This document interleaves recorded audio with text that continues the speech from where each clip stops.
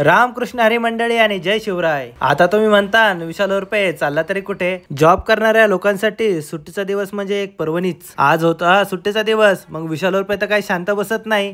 मग काय तर विशाल रुपये घेतली गाडी आणि निघाला मामाच्या गावाला। चाललो होतो मामाच्या गावाला, पण जाता जाता उन्हाचा तडाखा चांगलाच वाढला होता आणि नेहमीप्रमाणे लोणीकर मध्ये आम्हाला लागलं ट्रॅफिक। जाता जाता माझ्या बायकोला लागलं ऊन आणि ती मला म्हणाली, अहो मला आता थंडगार उसाचा रसच प्यायचा आहे। आम्ही होतो कोरेगाव मध्ये आणि त्याच्यातूनच मला आठवलं कारेगाव, आणि कारेगाव वरून आम्हाला आठवला फेमस डायलॉग। आणि बायको मला म्हणाली, I want it means I want it anyhow, म्हणजे तुम्ही काही बी करा पण मला उसाचा रस आज द्याच, आणि तो पण थंडगार। त्यानंतर आय सेड टू माय बायको की तुला पाहिजे ना तर मी देणारच। तिथल्या ऊसवाला काकाला म्हणलं, अहो 2 ग्लास बनवा मस्तपैकी थंडपैकी। आणि मग काय तर तिथल्या काकाने लगेचच घेतला ऊस आणि टाकला मशीन मध्ये, पण चायला त्या ऊस काय मशीन मध्येच जाईना। आणि मग काय तर काकाने लावली शक्कल आणि घेतला ऊस छाटून। ऊस तर झाला बारीक आणि काकाने लगेचच टाकला मशीन मध्ये। काकाने भरकन टाकला ऊस मशीन मध्ये आणि सरकन आला ऊसाचा रस। काका मला म्हणाले, अहो पोरांनो हे माझं रोजच काम आहे, ते मी चांगलंच करणार, तुम्ही टेन्शन नका घेऊ। आणि झाला बाबा एकदा उसाचा रस। लगेच काकाने आणला 2 ग्लास भरून उसाचा रस। उसाचा रस आला म्हणल्यावर मी लगेचच बसलो खुर्चीवर।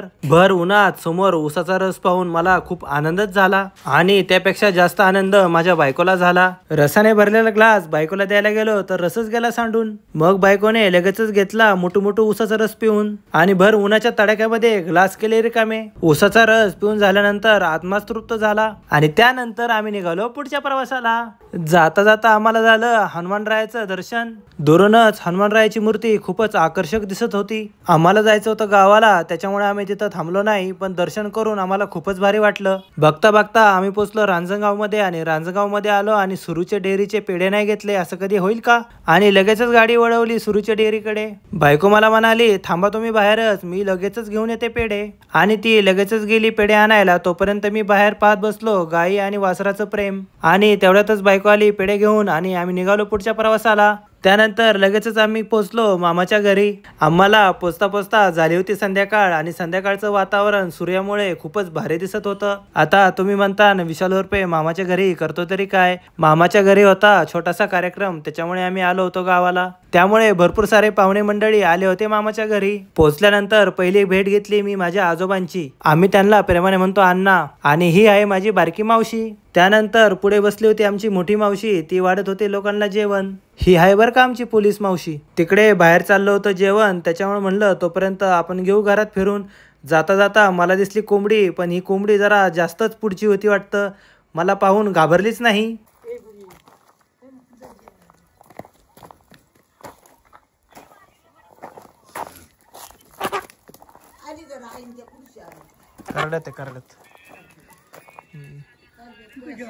आणि ही आहे आमची मामाची आई। आजी मारत बसली होती गप्पा, ती मारत होती गप्पा, तोपर्यंत म्हणलं आपण घ्यावं आसपास फिरून। घरासमोरच आहे चाफ्याचं झाड, आणि चाफ्याच्या झाडाला लागली भरपूर फुलं। समोर चाफ्याची फुलं बघून मला मोह आवरलाच नाही, आणि लगेचच तोडलं मी एक फुल, पण चायला ते पण पडलं खाली।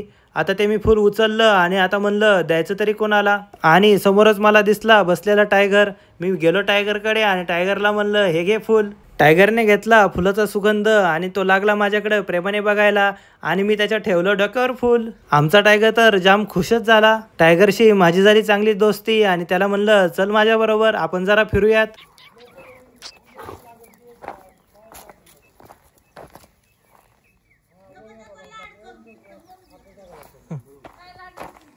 घरासमोर आहे पाण्याची खाण, आणि या खाणीमध्ये आम्ही लहानपणी खूप पोहायचो। लहानपणी या खाणीमध्ये खेळायचो, आणि हे सगळ्या आठवणी जागृत झाल्या आणि खूपच भारी वाटत होतं। पुढे जाणार मी तर तिथे कुत्रे एकदमच सुसाटच पळत होती। म्हणलं त्यांना पळू दे तिकडं, आपण बघूयात या खाणीकडे।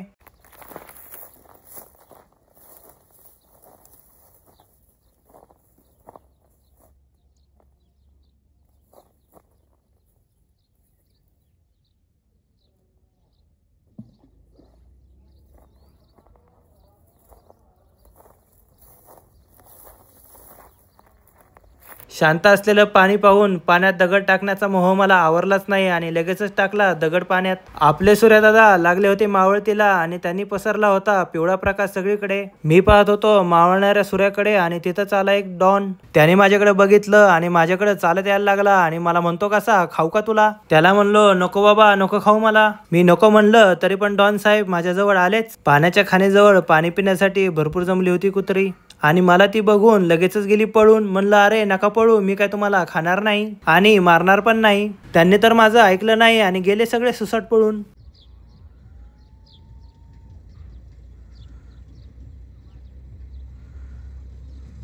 समोर गेलो आणि बघतो तर काय तिथं लागलं होतं एका झाडाला वारूळ. असलं वारूळ मी खूपच दिवसांनी बघतोय, किती मस्त आहे पहा. वारुळाकडे मी जरा बारकाईने पाहत होतो तर तिथे खूप सारी होती बिळं. म्हणलं नको बाबा त्याच्या जवळ जायला, एखादा यायचा बाबा त्याच्यातून बाहेर. म्हणलं चला बाबा आपल्या घरी, उगीच व्हायचा डोक्याला ताप. आणि तेवढ्यातच झाली घरच्यांची एंट्री.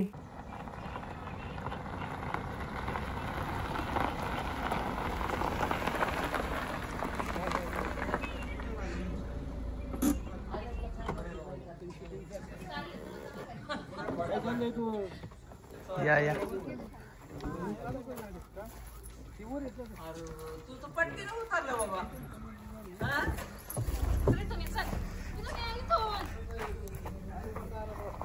टोचन नको चल आपलं.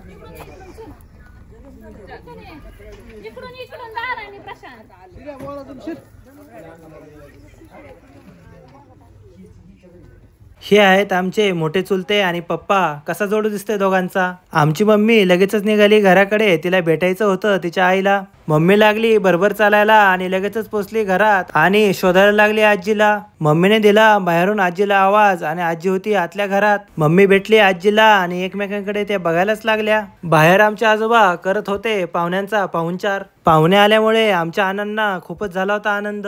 आमची आजी करत होती घरी आलेल्या पाहुण्यांची विचारपूस. आमची आजी आहे लय प्रेमळ. हा बघा आमचा डॉन बहीण बहीण म्हणून तिला सांगत होता काम.